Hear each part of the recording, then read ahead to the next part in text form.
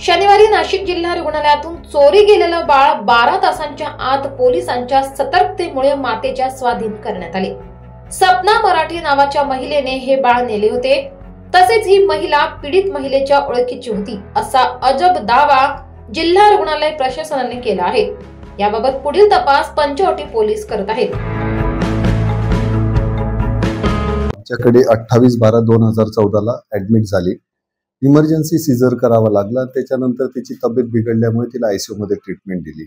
ICU मध्ये stable झाल्यानंतर तिला 4/1/2025 ला सकाळी 9:30 वाजता डिस्चार्ज केला।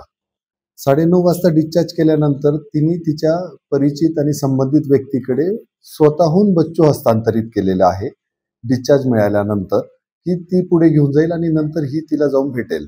पण खाली आल्यावर तिला 11:30 वाजता रिअलाइज झालं की ती ज्या संबंधित व्यक्तीकडे तिने स्वतःहून बच्चू हस्तांतरित केलं होतं ती व्यक्ती फरार झाली आहे म्हणून।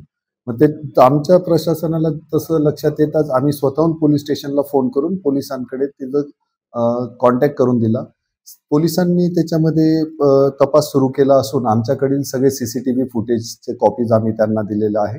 त्याच्यामध्ये महिला जसं म्हणते तिने स्वतःहून हस्तांतरित केलं वगैरे ते सगळं तिचा जबाब पोलिसांनी घेतलेला आहे।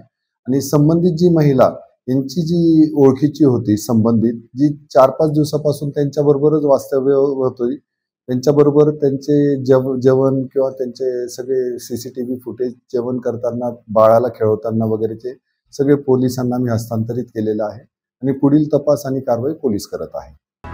मिलिंद परदेशी, NG न्यूज, नाशिक।